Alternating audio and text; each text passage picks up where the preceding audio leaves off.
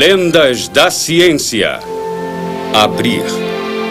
Distribuição Sinapse. Versão brasileira RGA Rio.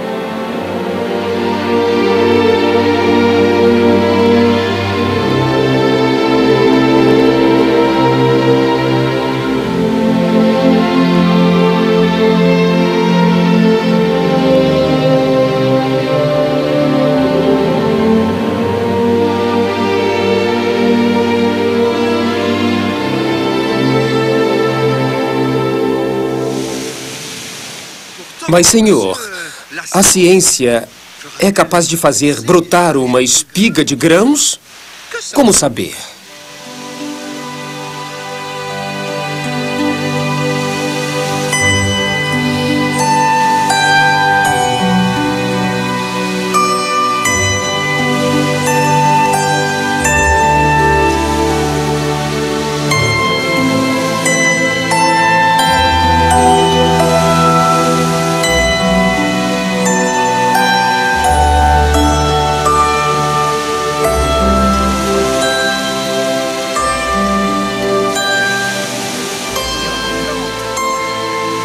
O que é esta matéria primordial que nunca se viu, que não faz parte das coisas do mundo e que rejeitou a todas?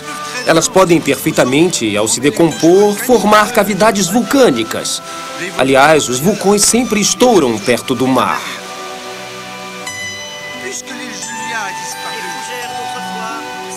No século passado, Gustave Flaubert pôs em cena dois heróis com fome de conhecimento e um pouco ridículos, Boulevard e Pécuchet, que um belo dia resolvem passar a sua vida inteira falando de todas as ciências. Esse projeto e o diálogo que Gustave Flaubert escreveu poder-se-ia chamar A Lenda das Ciências do século passado. Será que isso quer dizer que nós também temos fome de ciências? Provavelmente, e talvez um pouco ridículos também. Et comme la création est harmonique, les habitants de Sirius devaient être démesurés. Ceux de Mars, de taille moyenne, ceux de Vénus, très petits. Admets qu'un tremblement de terre ait lieu sous la Manche. Les côtes de la France et de l'Angleterre se rejoignent en chancelant. Et voilà, tout notre dos est écrasé.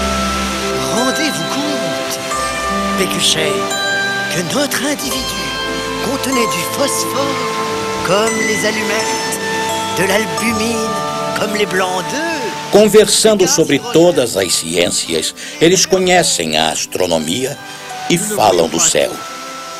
Que céu eles viam? Que céu viam os nossos ancestrais? Que céu viam os habitantes de outro país? Que céu nós vemos hoje? E que céu nos mostram os cientistas? Muito além das nebulosas, a estrela mais próxima está a 300 bilhões de miriâmetros de nós. O Sol é 1 milhão de vezes maior do que a Terra. Sirius é 12 vezes maior do que o Sol. Alguns cometas medem 34 milhões de léguas. É impressionante! A velocidade da luz é de 300 mil quilômetros por segundo. Um raio da Via Láctea leva 6 séculos para chegar até nós. O tempo de uma estrela desaparecer. Muitas são intermitentes. Outras não voltam nunca mais. Elas mudam de posição. Tudo se agita, tudo passa. No entanto, acreditavam que o Sol não se mexia. Mas os cientistas de hoje anunciam que ele está se dirigindo para a constelação de Mercúrio. A ciência é feita em função de dados fornecidos por um ponto da imensidão. Talvez ela não convenha para todo o resto que é desconhecido, que é muito maior e que não se pode descobrir.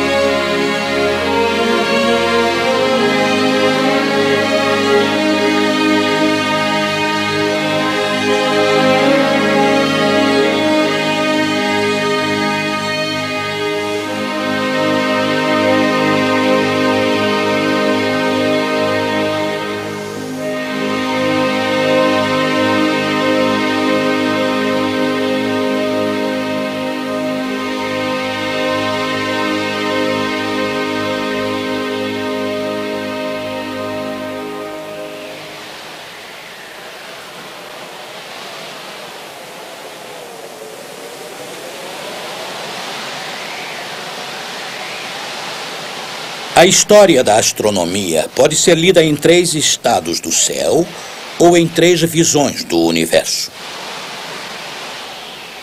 A primeira mostra a paisagem antiga das estrelas e constelações.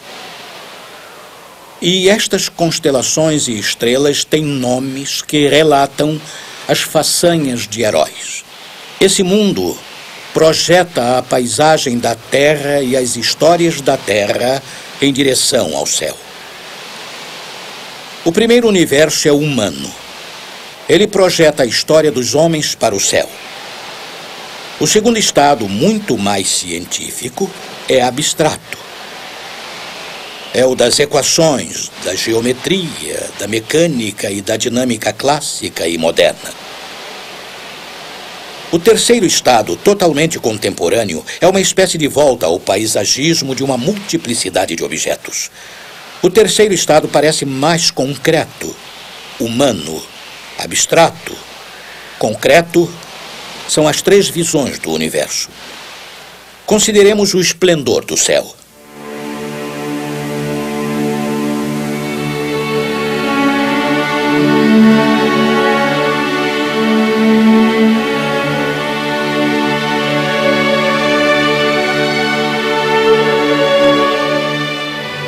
Vazio e liso, salpicado de estrelas anãs e supergigantes, de brilho branco, laranja ou azul, cores ligadas por linhas, hidra ou lira, e hieróglifos mudos das constelações. O céu nu de nossa infância era decifrado pelas figuras desenhadas pelas tradições milenares e, em certos pontos, banhadas por uma neblina leitosa.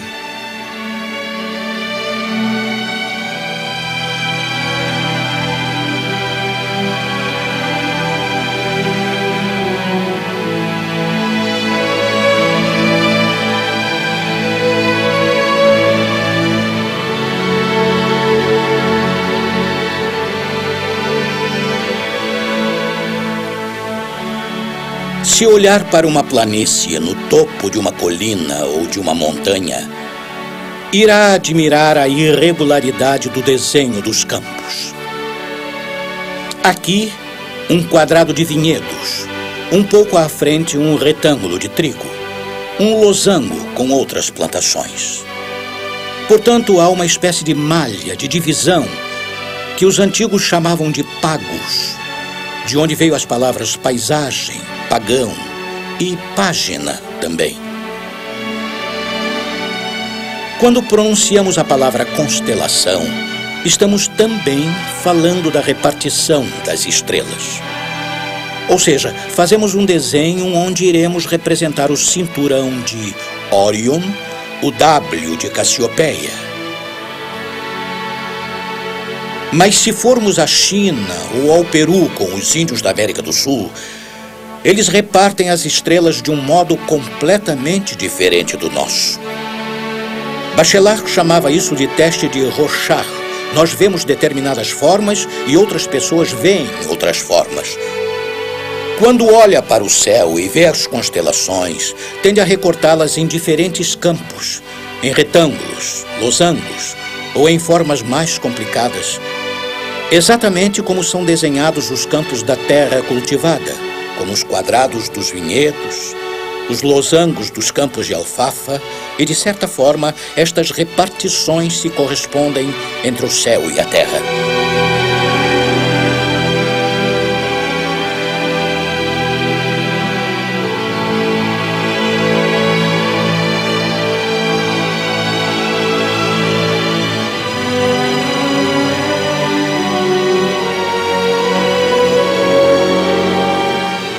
Ilhas Órcadas, Grã-Bretanha, ano 1000 a.C.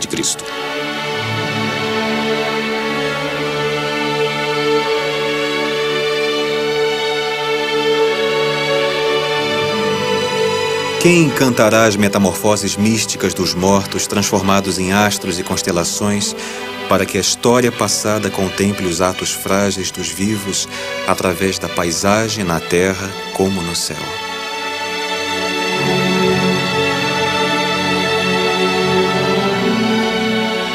A paz teria descido silenciosamente dos céus, pois gigantes e deuses também fecharam alguns pactos do passado violento. Assim como a paz das pradarias segue a partilha de violetas e primaveras na guerra das espécies para manter a terra inteira, parece que este armistício entre Hércules e o dragão determina a paz do céu.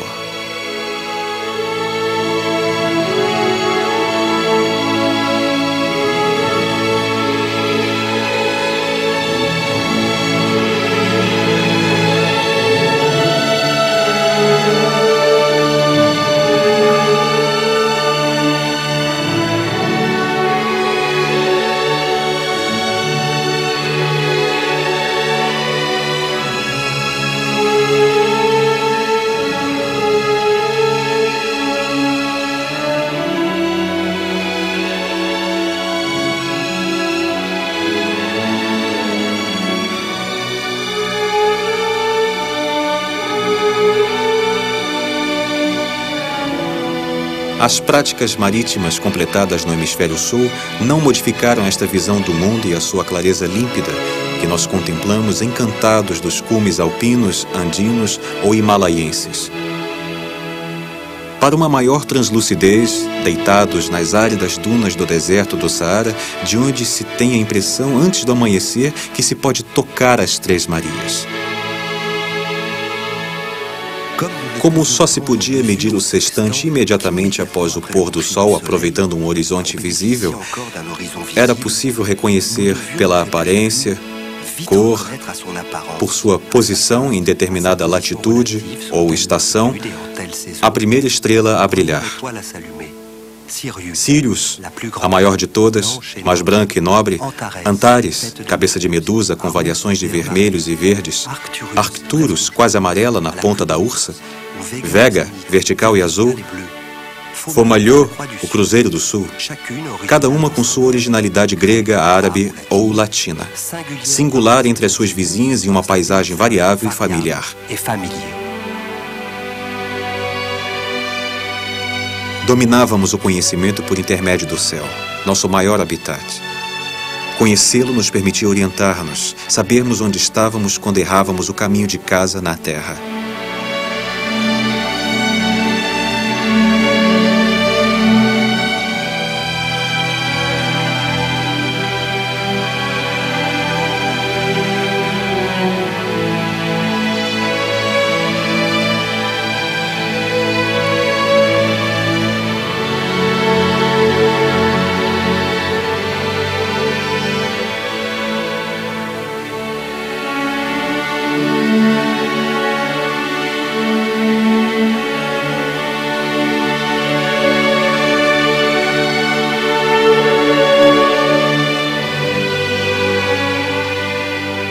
A abstrata lei com a qual reconhecíamos a posição do navio nas pradarias marítimas vazias onde pastavam as fragatas misturava-se a um conhecimento arcaico e concreto de aspectos do céu.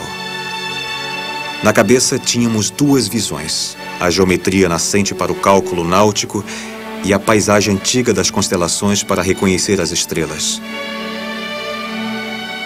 É daí que surge a dupla visão, uma arcaica e pagã e outra científica e moderna.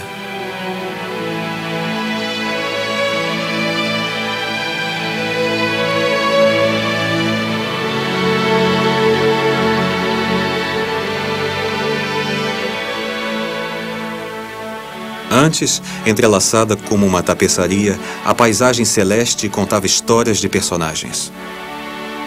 Deuses ou heróis como Andrômeda, Pégasus, Hércules, animais, leões, peixes, touros, escorpiões, serpentes, dragões e muitos outros surgiam por diferentes horizontes do Egito, da China, dos Andes ou das montanhas rochosas. Mas também objetos ordinários ou estranhos como espadas, liras, cinturões, balanças, panelas.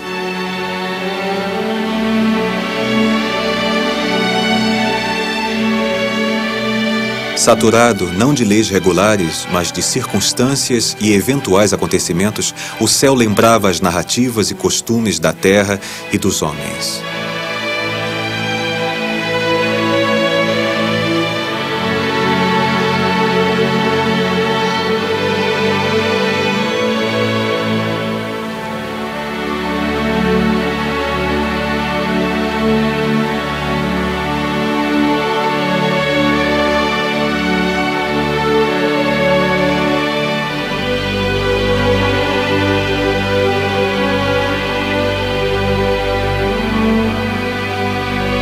Linhas do deserto de Nazca, Peru, ano 500 a.C.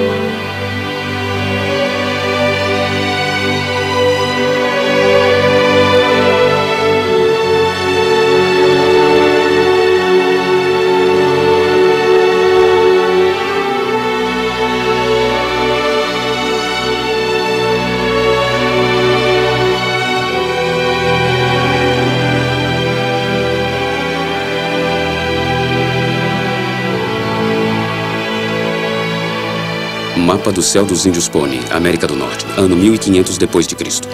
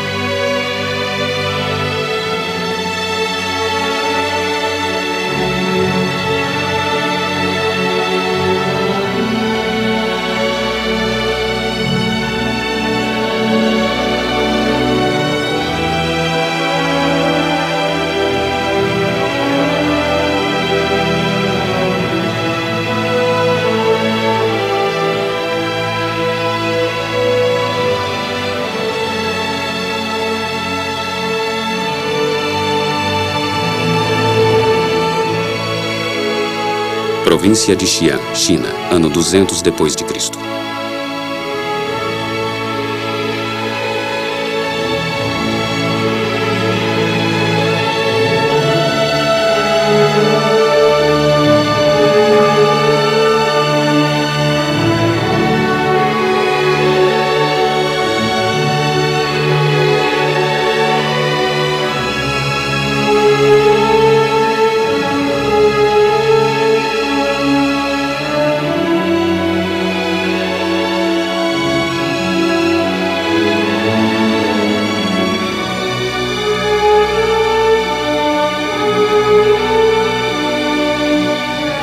Evangelho segundo São Mateus.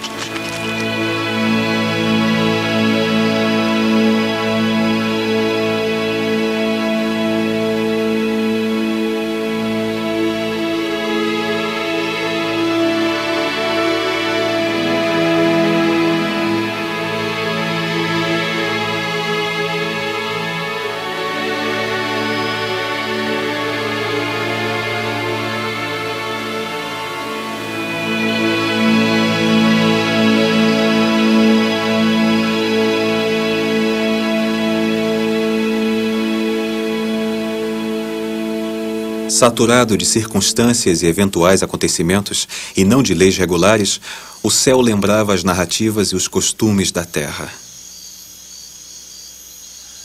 Limitadas pela hora e o destino, as únicas leis que podiam ser lidas nele imitavam a vontade de alguns. A paisagem estendia seus detalhes e contingências na terra como no céu. Vivíamos duas vezes no mesmo mundo, a casa terrestre e o seu arco celestial. Por ser complicado, nós só podíamos reproduzir o céu em um mapa, como se fazia para a paisagem topografada.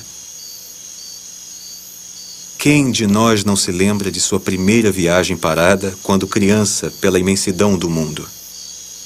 Ao lado de um adulto, com o mapa do céu em uma das mãos e na outra uma lanterna, em suaves noites de verão, observando deitado na grama ou em cima de algum telhado essas pedras preciosas que semeiam a noite de luz.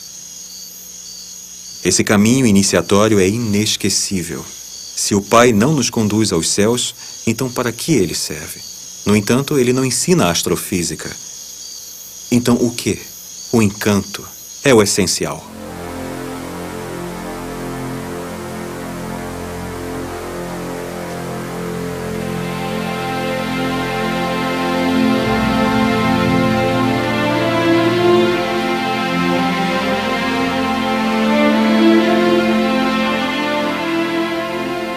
Quem ainda não fez uso desse mapa do céu, sabendo que, ao ler os ideogramas das constelações, não está fazendo astronomia? Por quê? Porque esse mapa recopia a paisagem. O céu moderno, resultado de uma luta secular contra este espaço habitado de forma tão múltipla. Desde os físicos pré-socráticos até resultar no final do século XVII, na lei de Newton, ou até 100 anos depois, quando Laplace demonstrou a universalidade da atração, todo o esforço geométrico empreendido consistiu na expulsão desta múltipla população. Na depuração progressiva da paisagem, no desenredar destes entrelaces, no apagar destes ideogramas, na substituição desta geografia cujas circunstâncias recopiavam a história. E de repente, nós vimos acima de nós o vazio. De repente, vimos em cima de nossas cabeças o abstrato. Percebemos que não morávamos mais no antigo mundo da paisagem, e sim no da geometria.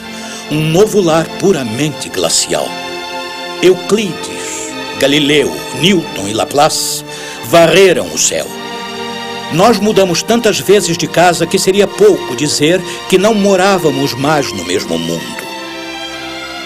Pois, revelando a complexidade dos entrelaces e a careta dos ideogramas, essa universalidade havia eliminado as casas e os mundos. De repente, a lei física substituiu as leis humanas. A ciência substituiu a história. Passa a reinar a norma universal e dedutiva em vez de se recopiar. O vazio invade o céu. A geografia das paisagens desapareceu do firmamento em benefício da geometria e das leis da mecânica. Euclides e Newton substituem as lentas aventuras da Virgem e das Pleiades.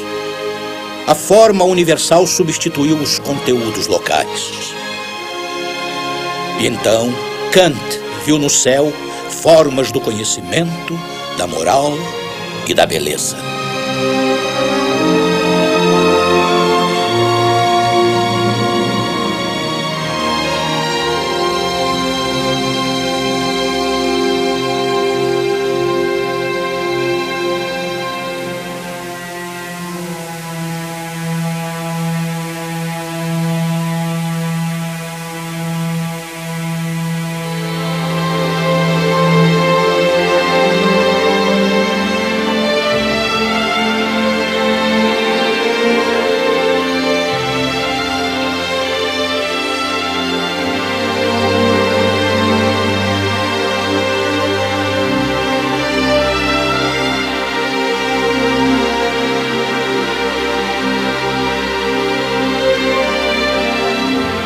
Ainda usamos mapas do céu para encontrar o polo entre a estrela polar e Cassiopeia.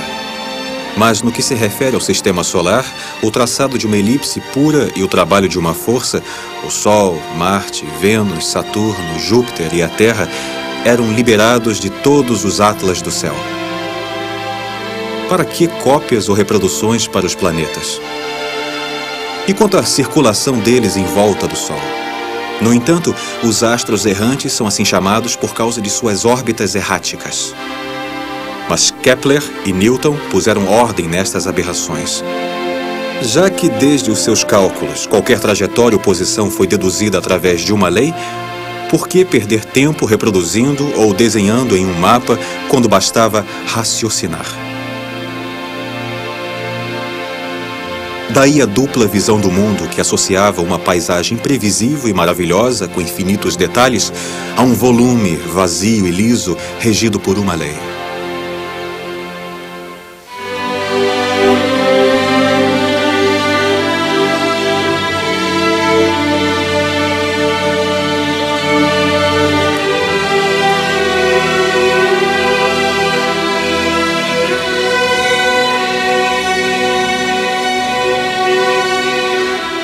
Ao se libertar dos mapas, índices e listas, bastam figuras e movimentos, forças raras em um espaço liso para se prever todos os detalhes aparentes no espaço e no tempo.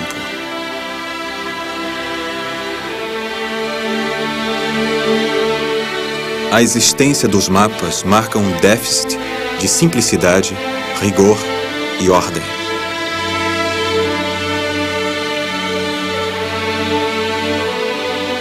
Tanto os gregos quanto os contemporâneos têm a ideia de modelo em comum. Para eles, o essencial é criar um modelo do mundo, um modelo dos movimentos, das formas. Esse modelo é abstrato e geométrico. Portanto, a consideração concreta de determinado corpo será substituída por um esquema geométrico que expressa perfeitamente o seu lugar, a sua posição, o seu movimento, sua velocidade, a sua aceleração e a força que age nele. Então, o essencial desse mundo vazio e liso é a noção de modelo. Ele passa a servir de modelo, sendo assim, ele é esquematizado. Consequentemente, não há mais paisagem, só este mundo vazio no qual são traçados esquemas, como em um quadro negro.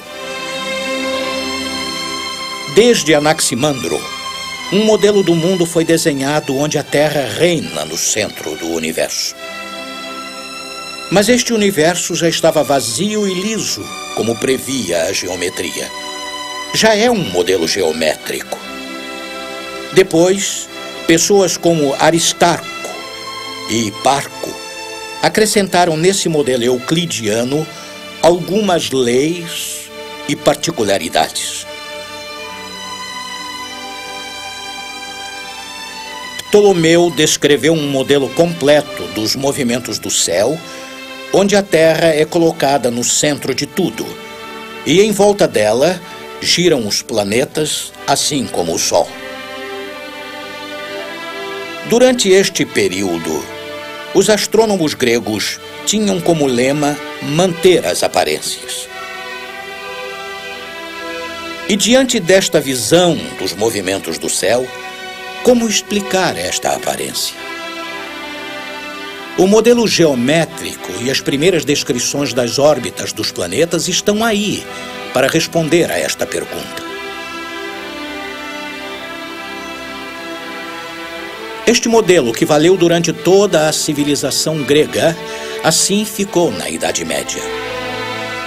E no início da ciência moderna, que começou a ser chamada assim a partir do século XV e XVI, uma série de revoluções trouxe mudanças importantes para este modelo.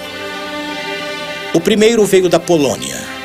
Foi Copérnico que escreveu pela primeira vez a sua revolução das ordens celestes. Revolução quer dizer movimento circular. Mas para nós hoje também quer dizer mudança de centro. Ptolomeu punha a Terra no centro do mundo. Copérnico pôs o Sol no centro do universo e a Terra gira em torno do Sol. É a Revolução Copernicana.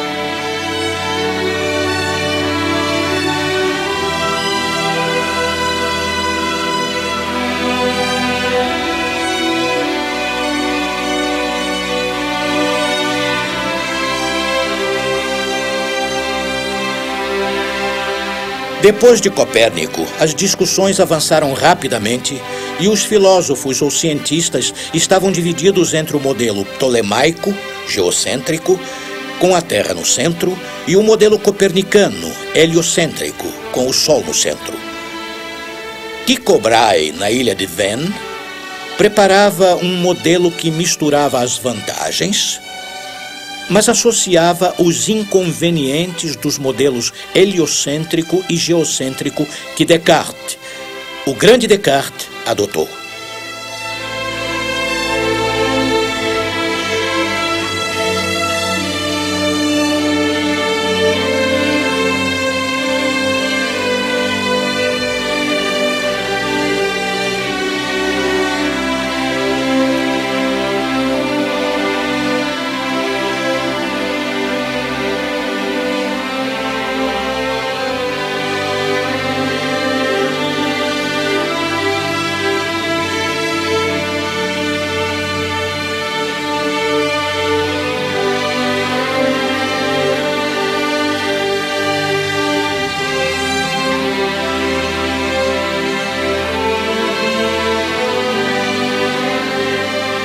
As revoluções continuaram e Kepler, ao estudar Marte depois de Tycho Brahe, descobriu que as revoluções não eram circulares, que as órbitas dos planetas não eram circulares e sim elípticas.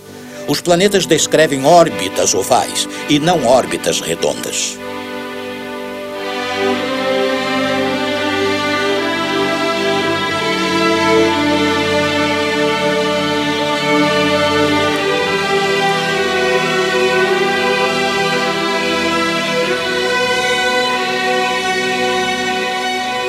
Além desse modelo elíptico, ele escreve 2 ou 3 grandes leis que se tornarão clássicas e descrevem esses movimentos de modo rigoroso.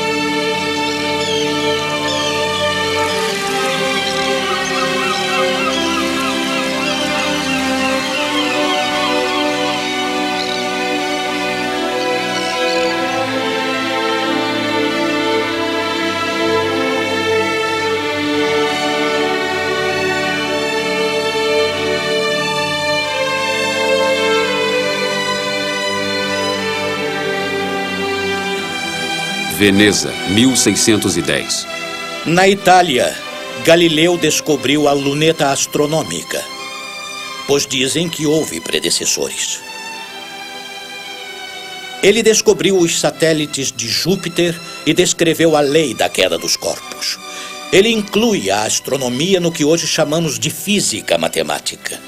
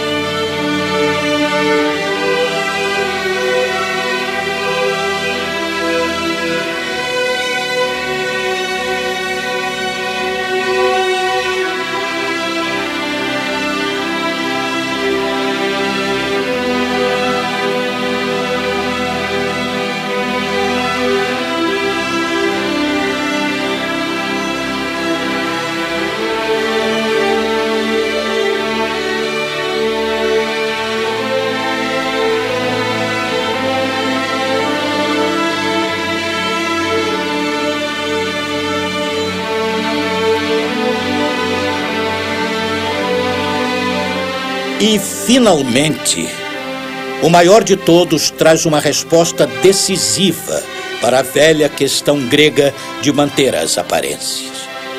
No final das contas, o que fizeram os predecessores de Newton foi apenas a descrição do movimento. E, apesar de terem dado leis matemáticas de seus movimentos e de suas formas, não deram a causa. O que faz com que os astros girem de forma elíptica de tal ou tal modo? No século XVII, com Leibniz na Alemanha e Newton na Inglaterra, foi inventado o conceito de forças e a noção de que esta força anima os planetas. É a gravitação universal, à qual Newton deu o seu nome, assim como à lei, e que dá não só a razão de ser destes movimentos, mas a razão universal. Jacques Laplace, no final do século XVIII, demonstrou que a gravitação é realmente universal, que se aplica ao universo inteiro.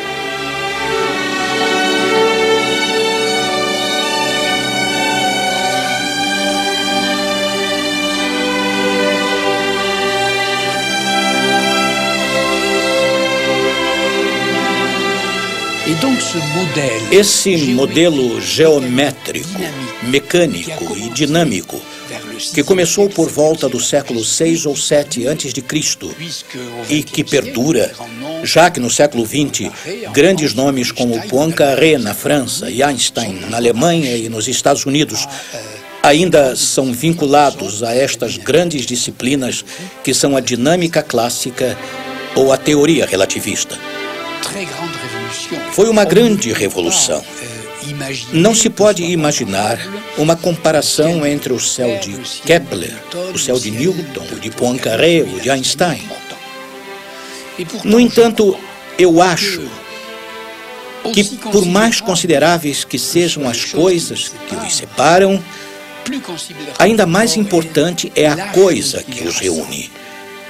Pois o que os reúne é exatamente esta visão de um espaço homogêneo, isotrópico, nu, no qual os corpos celestes se movem por causa de uma força. Apesar de suas diferenças, o que os reúne é esta visão maravilhosa, que hoje passou a ser realmente a visão científica por excelência. Esta visão de geômetra, de um espaço homogêneo, esta visão de um mecanicista de deslocamento, velocidade e aceleração, a visão da dinâmica que considera as forças de gravitação e, após vários milênios de ciências ocidentais, o conjunto desta visão passou a ser incontestavelmente a ciência por excelência.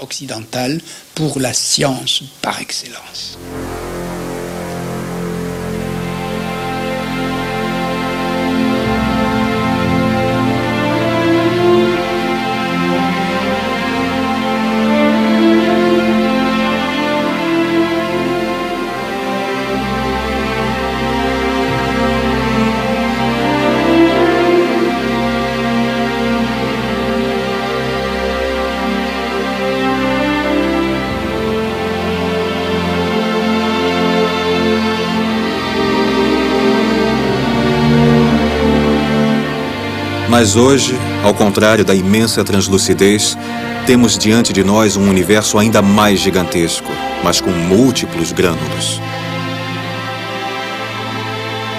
Apesar da guerra orgulhosa ter expulsado panelas, liras, balanças e cinturões, surge uma prodigiosa quinquilharia cuja diversidade semeia fornalhas, poeiras e aglomerados.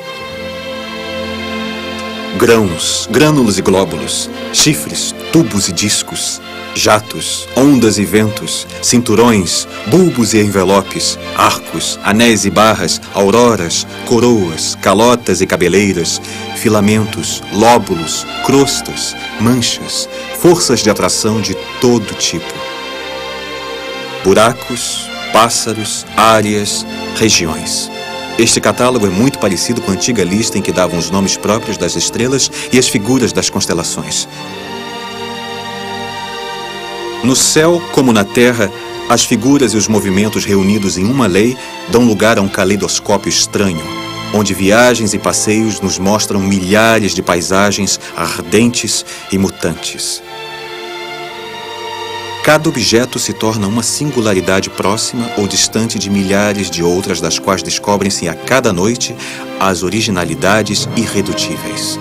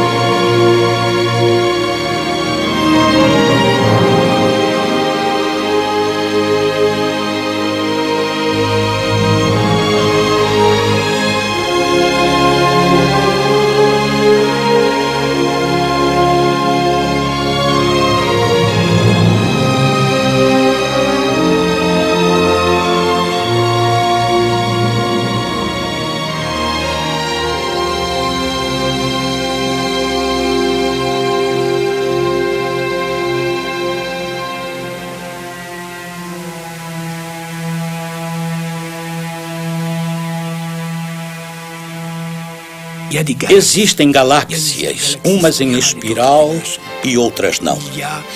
Há buracos negros, quasares. É uma lista extraordinariamente longa.